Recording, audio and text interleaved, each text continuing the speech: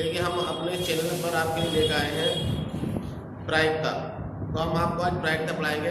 ये आपकी second book में बेटा, जो सेकंड बुक है आपकी इंटरमीडिएट की, उसके अंदर ये लास्ट चैप्टर है। तो बहुत ही इंपॉर्टेंट टॉपिक है आपके बोर्ड के लिए। तो बोर्ड में आता है और आने वाले जब आप पढ़ लोगे आने वाले कंपटीशन में इसका काफ़ी होता। तो हम कुछ प्रायिकता आपको 11वीं क्लास में ही पढ़ा चुके हैं, तो उससे आगे की प्रायिकता मैं आपको बता दूँ, लेकिन मोटा मोटा फिर भी मैं आपको बता देता हूँ। तो प्रायिकता क्या है?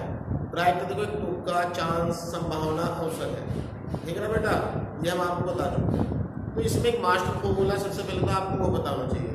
यानी मास्टर फॉर्मूला क्या है हमारा कि प्रायिकता इज इक्वल टू पक्ष के प्रकार बटे कुल प्रकार, यानी अनुकूल स्थितियाँ बटे कुल स्थितियाँ।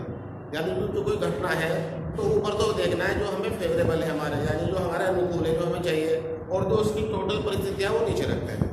और ये हो जाती है आपकी प्रायिकता इक्वल टू, यानी अनुकूल परिस्थितियाँ अपॉन कुल परिस्थितियाँ, यही। और आम भाषा में ऐसे भी कह देते हैं पक्ष के प्रकार बटे कुल प्रकार। ये है बेटा प्रायिकता, प्रोबेबिलिटी, प्रायिकता, प्रोबेबिलिटी। देखो इसके कई नाम है, प्रायिकता, तुक्का, चांस, संभावना, अवसर, मौका। जैसे हम आम भाषा में बोलते हैं प्रायिकता है, प्रायिकता तो हिंदी का वर्ड हो गया, तो प्रायिकता पूरी समझता आम भाषा में। तो तुक्का, चांस, संभावना, खेल के अंदर भी हम इस तरह से कहते हैं तुक्का लग गया, या संभावना है, या मौका है, मुझे मौका नहीं मिला, इस तरह से। तो ये है बेटा इसका मास्टर फॉर्मूला। देखना आपको ये तो हर टाइम याद रहना चाहिए, मास्टर फॉर्मूला। तो मास्टर फॉर्मूला ये बेटा प्रायिकता इज इक्वल टू पक्ष के प्रकार, पक्ष के प्रकार अपॉन कुल प्रकार।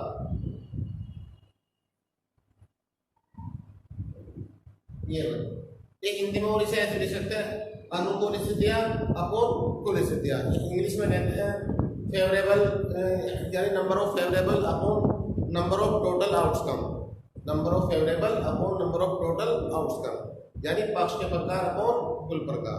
तो ये है बेटा इसकी पहले मास्टर फॉर्मूला आपका है। ये तो आपको रहना चाहिए, B E is equal to N E upon N S, ये इसका फॉर्मूला।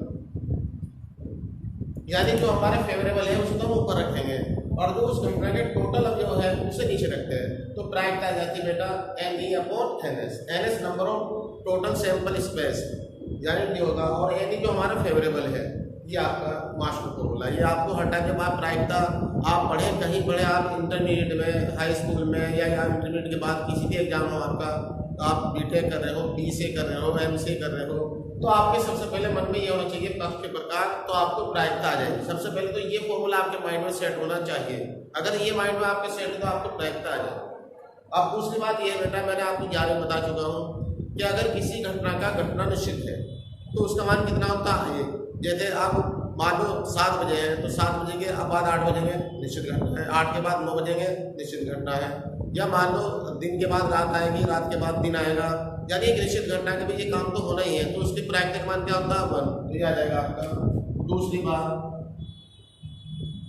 P = 1।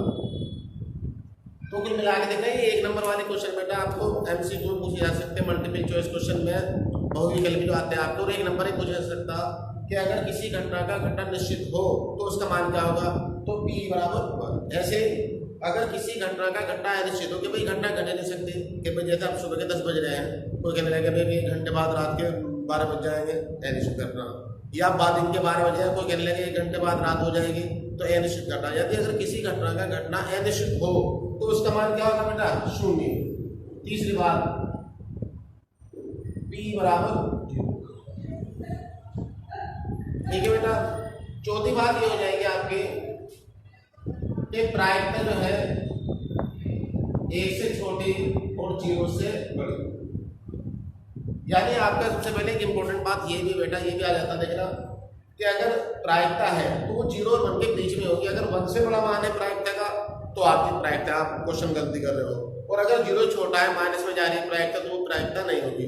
तो प्रायिकता जीरो और 1 के बीच में लाई करेगी, यानी इसका जो ऑसिलेशन है, ये जो फ्लक्चुएट करेगी, वो करेगी 0 और 1 के बीच में। 1 से छोटी होनी चाहिए और 0 से बड़ी।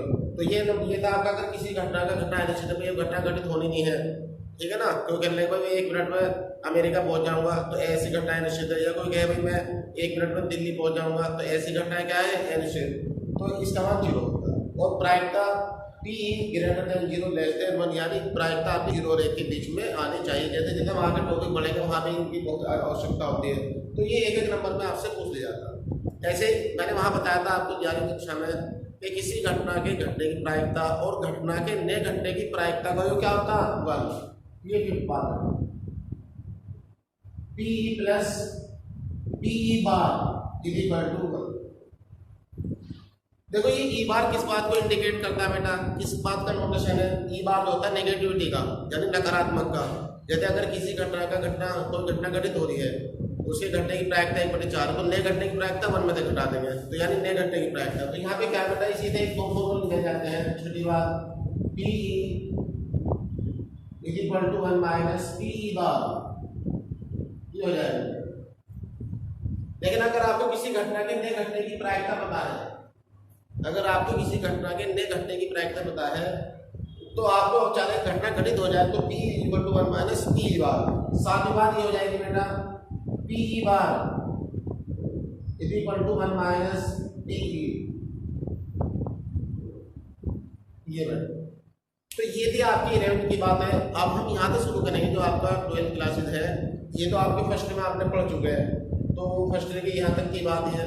अब मैं आपको अगला पॉइंट बताता हूँ। जो आज का 8वां पॉइंट होगा वो है आपकी जो यहाँ पर 12th क्लासेस का जो चैप्टर है ये प्रायिकता का, तो उसके बारे में शुरुआत होगी। और ये आपका 8 नंबर का 10 नंबर का प्रायिकता 10 नंबर की आती है। वैसे एक 8 नंबर का भी आ सकता है, एक 2 नंबर का, 2 5 के भी आ सकते हैं। इस तरह से आपके कोर्स में आते हैं। तो चलिए मैं टाइम का यूज करते हुए आगे आपको बताता हूँ। टाइम वेस्ट नहीं करते, आगे बढ़ते बेटा।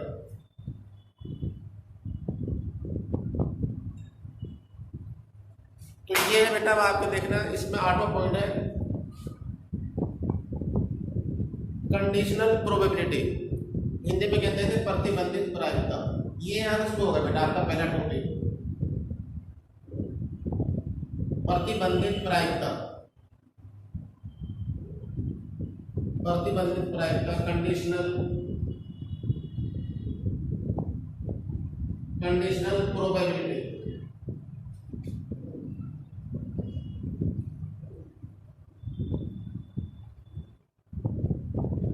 कंडीशनल प्रोबेबिलिटी ये है बेटा, इंग्लिश में कहते हैं कंडीशनल प्रोबेबिलिटी, हिंदी में कहते हैं प्रतिबंधित प्रायिकता। तो देखना अब ये है बेटा, इसके अंदर अगर E1 व E2 दो घटना है, ये है बेटा। देखना E1 व E2 दो घटना है, तो E1 के घटित हो चुकने पर तब E2 घटित होती हो, तो E2 के घटित होने की प्रायिकता को प्रतिबंधित प्रायिकता कहते हैं। ये नोट करें बेटा, यदि E1 के घटित हो चुके पर, यानी E1 घटित हो चुके तब E2 घटित होती हो, तो E2 के घटित होने की प्रायिकता को प्रतिबंधित प्रायिकता कहते हैं। जैसे 10 के बाद 11 बजेंगे, यानी पहले 10 बज चुके होंगे तब 11 बजेंगे। सुनो ध्यान से बेटा, कि भाई पहले 10 बजेंगे तभी उसके बाद 11 बजेंगे। अगर 10 बज चुके हैं तो तभी 11 बजेंगे। तो इसलिए अगर E1 पूरी तरह से घटित हो चुकी है, तो E2 के घटित होने की प्रायिकता को क्या बोलते हैं, प्रतिबंधित प्रायिकता। अब इसके लिए फॉर्मूला बेटा ये है, P E2 upon E1 is equal to E2 intersection E1 upon PE1। P या करके लिख सकते हैं बेटा, P E2 अपॉन E1, और ये हो जाएगा P E1 intersection E2 upon PE1, क्योंकि PE2 intersection E1 is equal to P E1 intersection E2। तो E2 इंटरसेक्शन E1 क्या बेटा है, E1 इंटरसेक्शन E2। तो आपको ये बात ध्यान रखना। अब इसे फिर एक बार आपने प्रकाश डालना बेटा, देखना कि जो घटना घटित हो चुकी, बहुत मोटे तौर पर देखिए बेटा, कि जो घटना घटित हो चुकी उसे तो आप नीचे रखेंगे, और जिसको हमें घटित करना है वो ऊपर रहेंगे। तो P E2 upon E1 equal to P E1 intersection E2 upon जो नीचे रहेगा पी E1। ठीक है बेटा। तो अब हमें क्या करना होगा, जब इन क्वेश्चन को सोल्व करने के लिए, जब ये बड़े क्वेश्चन आएंगे शुरू में तो छोटे छोटे क्वेश्चन है, उसमें क्या करना होगा, पहले जो आपकी मेन घटना है, जो बड़ी घटना है आपकी, उसे तो एन से निकालेंगे, फिर उसमें घटना E1 निकालेंगे, फिर उसमें घटना E2 निकालेंगे, फिर उनकी उभयनिष्ठ घटना निकालेंगे। E1 इंटरसेक्शन E2 का मतलब होता है कॉमन, सर्वनिष्ठ, यानी कॉमन उभयनिष्ठ होना, तो उसे निकालेंगे। फिर उनकी प्रायिकता ज्ञात करेंगे और उसकी प्रायिकता ज्ञात करने के लिए तब आपको ये अप्लाई करके निकालना। अब दूसरी बात, इसका दूसरा पॉइंट ये है बेटा, ये E1 और E2 दो घटनाएं हैं। E1 और E2 क्या बेटा, दो घटनाएं। तो अगर E2 घटित हो चुकी हो, देखना बेटा, अगर E2 घटित हो चुकी हो तब E1 के घटित होने की प्रायिकता को क्या कहेंगे, प्रतिबंधित प्रायिकता कहेंगे। देखिए अब आप, जिसके लिए ये फॉर्मूला हो जाएगा, E1 ऊपर रहेगा आपके, E1 अपॉन E2, ये हो जाएगा बेटा आपका P E1 intersection E2 upon P E1। देखना बेटा यहाँ पर फिर एक बार देखो कि जो घटित हो चुकी ना, E2 घटित हो चुकी, E2 घटित हो चुकी, तो उसे नीचे रखो और जो घटित होनी है हमारे उसे ऊपर, और फिर P E1 intersection E2 upon P E1। तो आप इसमें अप्लाई करेंगे और आपका आंसर आ जाएगा। तो आप इसे कॉपी करें बेटा जल्दी से, 1 मिनट में। चलिए बेटा, अब मैं आपको देखो एक्सरसाइज शुरू करते हैं। ये दूसरी बुक का लास्ट चैप्टर है, यानी चैप्टर 13। तो इसकी पहले एक्सरसाइज शुरू करते हैं, इसी पे डिपेंड देखना।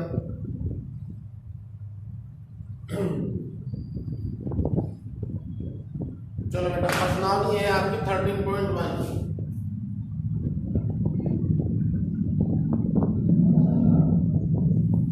प्रश्नावली बेटा आपकी 13.1। तो पहला ही क्वेश्चन है, देखना आपका, ये बेटा 1-1 नंबर वाले क्वेश्चन है। देख रहे हो, इसने देखा था ई तथा F दो इस प्रकार की घटना है। पी का मान है आपका, पी का मान है आपका 0.6, 0.6। पी एफ का मान है आपका बेटा 0.3। पी इंटरसेक्शन एफ है आपका, पी इंटरसेक्शन है आपका 0.2। तो ये पूछे बेटा P E upon F, P E upon F, P F upon E का मान निकालो। तो ये दे रखा मैंने, देखना 6.6.3.2 सही।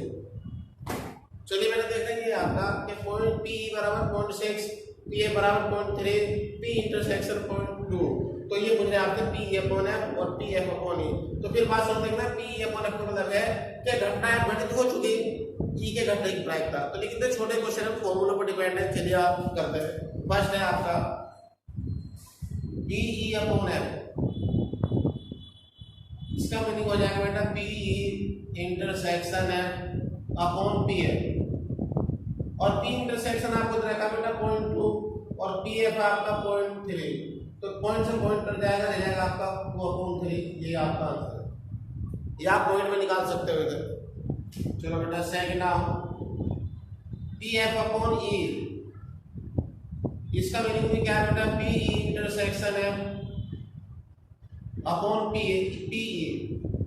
और पी इंटरसेक्शन है आपका कितना 0.2 अपॉन पी ए आपका 0.6, ये रह जाएगा आपका 2/6, 1/3 आंसर। तो ये आपके बेटा आएंगे 1-1 नंबर वाले क्वेश्चन। आप जल्दी से कॉपी करें, फिर आगे बढ़ते हैं बेटा। करें कॉपी आप।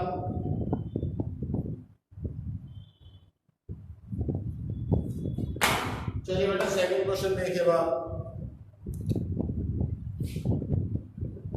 सेकंड है बेटा आपका पी ए अपॉन पी ज्ञात करा रहा है आपसे।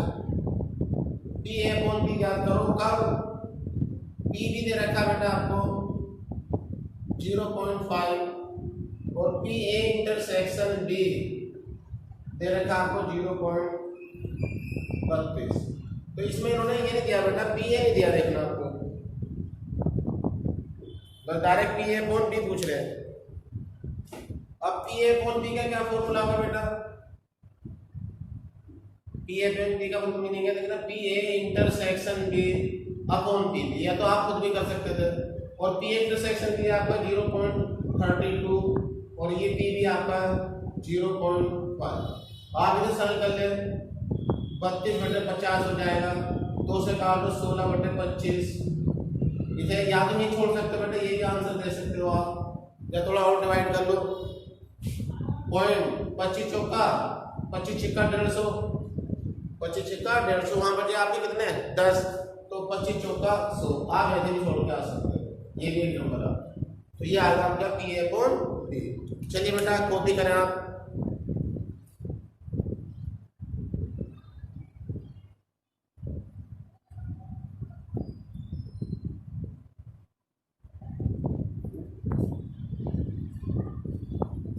चलिए बेटा क्वेश्चन नंबर 3 देखें आप। क्वेश्चन नंबर 3 में आपका है PA = 0.8, PB = 0.5, PB/A दे रखा बेटा 0.4। तो ये 3 पार्ट है बेटा इसके। फर्स्ट पूछ रहे हैं हमसे PA इंटरसेक्शन B निकालो, सेकंड पूछ रहे हैं हमसे PA/B निकालो, थर्ड पूछ रहे हैं हमसे PA/B निकालो, PA/B। ये है बेटा। चलिए बेटा, तो पहले पूछ रहे PA इंटरसेक्शन B। अब PA इंटरसेक्शन B में इसे भी आवश्यकता होगी और इसके अंदर भी आपकी आवश्यकता होगी, तो पहले इसे निकाल लेते हैं PA इंटरसेक्शन B को। तो देखो क्या दे रखा है इन्होंने, क्या दिया हुआ बेटा, देखना सब ध्यान से। फर्स्ट पार्ट के लिए B/A, इसका मीनिंग हो जाएगा बेटा PA इंटरसेक्शन B/PA। जरा नोट करें बेटा, PB/A कितना दे रखा 0.4 और PA इंटरसेक्शन B है आपका, निकालना ही है। तो PA कितना बेटा 0.8, तो ये आ जाएगा P, या करके लिखते हैं बेटा PA इंटरसेक्शन B 0.4 गुना 0.8, तो PA इंटरसेक्शन B आपका आ जाएगा बेटा 8 चौक 32। या देखना PA इंटरसेक्शन B आपका दिया। अब इन्होंने पूछा सेकंड पार्ट पूछा बेटा इन्होंने PA/B। ये आप जानते ही, देखना ये कंडीशनल प्रोबेबिलिटी कि भाई B तो घटित हो चुकी, घटना B तो घटित हो चुकी, एक एक घटने की प्रायिकता, लेकिन यहाँ तो मान निकलवाया। देखना तो PA इंटरसेक्शन B/PB,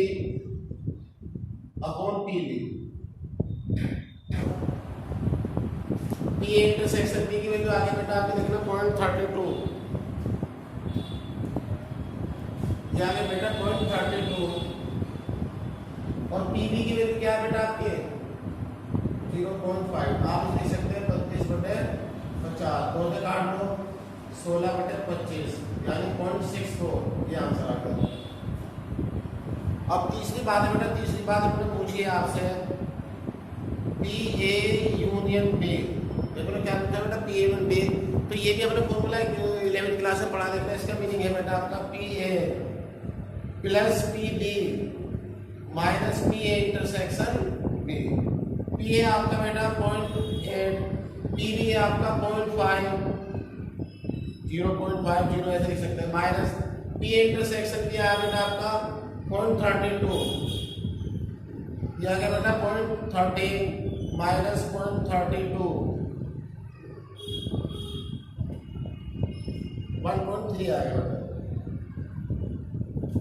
तो 1.30 से सब्ट्रैक्ट कर लो 0.32, ये रह जाएगा आपका 10 में 2 गए 8, यहाँ पर रहेगा 2, 12 में 3 गए 9, 0.9 है तो बेटा। तो PA/B का फॉर्मूला था आपका PA + PB - PA intersection B। इसके अंदर P क्या है, इंडिविजुअली घटना है, एक सेपरेट घटना है, PB दूसरी सेपरेट घटना है, P इंटरसेक्शन भी दोनों की। तो इसके अंदर 1 2 3 4 बातें यूनिट मतलब बेटा दोनों के अवयवों को मिला दिया जाए, जो कॉमन हो उसे एक बार काउंट करो, ठीक है ना। तो इसे यूनिट का मतलब ये होता है। और P है ये सेपरेट घटना, PB सेपरेट घटना, P इंटरसेक्शन दोनों वेरिएंट। जैसे किसी कोचिंग सेंटर पे मान लो 50,000 बच्चे पढ़ रहे हैं, 50 उधर पढ़ रहे हैं और 10 को माने तो वो कॉमन आ जाएगा। तो इसमें 1 2 3 4 राशियां हैं, 3 आपको देगा, चौथी आपसे पूछ लेगा। चलिए बेटा कॉपी करें जल्दी। ओके, थैंक यू बेटा।